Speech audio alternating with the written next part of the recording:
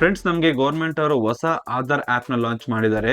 ಇದರಲ್ಲಿ ನಮ್ಮ ಆಧಾರ್ ಕಾರ್ಡ್ ಅಲ್ಲಿರೋ ಮೊಬೈಲ್ ನಂಬರ್ ನ ನಾವೇ ಫೋನ್ ಅಲ್ಲೇ ಚೇಂಜ್ ಮಾಡ್ಕೋಬಹುದು. ನಿಮ್ಮ ಆಧಾರ್ ಕಾರ್ಡ್ ಗೆ ಮೊಬೈಲ್ ನಂಬರ್ ಬೇರೆಯವ್ರದ್ದು ಲಿಂಕ್ ಆಗಿದ್ರೆ ಅಥವಾ ನೀವೇನಾದ್ರೂ ಹೊಸ ಮೊಬೈಲ್ ನಂಬರ್ ತಗೊಂಡಿದ್ರೆ ಇವಾಗ ನೀವೇ ಫೋನ್ ಅಲ್ಲಿ ನಿಮ್ಮ ಆಧಾರ್ ಕಾರ್ಡ್ ಗೆ ಮೊಬೈಲ್ ನಂಬರ್ ನ ಚೇಂಜ್ ಮಾಡ್ಕೋಬಹುದು.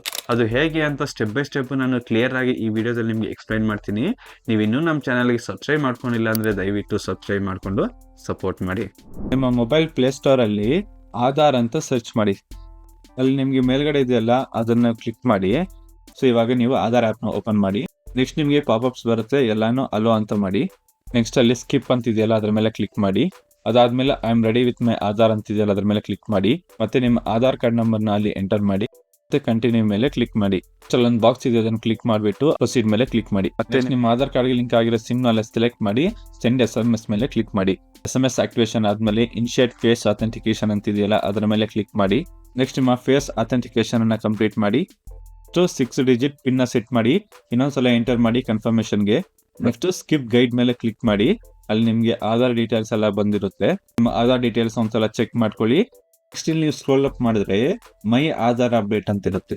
ನೆನಪಿರ್ಲಿ, ಇಲ್ಲಿ ನೀವು ಆಧಾರ್ ಬೀಟಾ ವರ್ಷನ್ ಗೆ ಅಪ್ಡೇಟ್ ಆಗಿ ಇಲ್ಲಿ ಓಪನ್ ಮಾಡಿದ್ರೆ ಮಾತ್ರ ಈ ಆಪ್ಷನ್ ನಿಮಗೆ ಬರುತ್ತೆ, ಇಲ್ಲ ಅಂದ್ರೆ ಬರಲ್ಲ. ನೀವು ಬೀಟಾ ವರ್ಷನ್ ಗೆ ಅಪ್ಡೇಟ್ ಮಾಡಿನೂ ಇದು ಬಂದಿಲ್ಲ ಅಂದ್ರೆ ಒನ್ ಡೇ ನೀವು ವೆಯ್ಟ್ ಮಾಡಿ, ಮತ್ತೆ ನಿಮ್ಮ ಆಧಾರ್ ಆಪ್ ನ ಇನ್ನೊಂದ್ಸಲ ಅಪ್ಡೇಟ್ ಮಾಡಿ, ಆವಾಗ ನಿಮ್ಗೆ ಬಂದೇ ಬರುತ್ತೆ.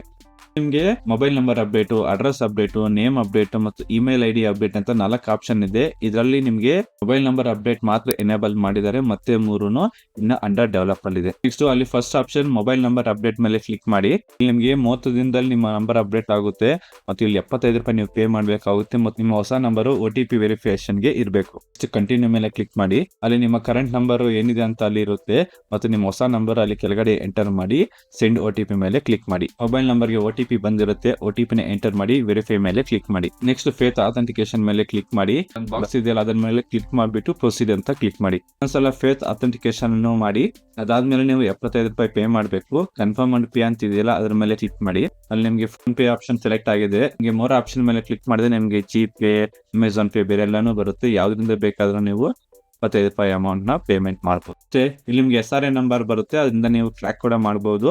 ಇದು ವಿತಿನ್ 30 ಡೇಸ್ ಅಲ್ಲಿ ನಿಮ್ಮ ಮೊಬೈಲ್ ನಂಬರ್ ಚೇಂಜ್ ಆಗ್ಬಿಡುತ್ತೆ. ಇದರಲ್ಲಿ ನಿಮ್ಗೆ ಏನಾದ್ರು ಡೌಟ್ಸ್ ಇದ್ರೆ ಕಮೆಂಟ್ ಮಾಡಿ, ನಾನು ನಿಮ್ಗೆ ಪಕ್ಕಾ ಸಹಾಯ ಮಾಡ್ತೀನಿ. ಈ ವಿಡಿಯೋ ನಿಮ್ಗೆ ಯೂಸ್ಫುಲ್ ಆಗಿದ್ರೆ ಲೈಕ್ ಮಾಡಿ ಮತ್ತು ಬೇರೆಯವ್ರಿಗೂ ಶೇರ್ ಮಾಡಿ. ಇದೇ ತರ ಮಾಹಿತಿಗಾಗಿ ನಮ್ಮ ಚಾನೆಲ್ ನ ಸಬ್ಸ್ಕ್ರೈಬ್ ಮಾಡ್ಕೊಳ್ಳಿ. ಮತ್ತೆ ಸಿಗೋಣ, ಬೈ.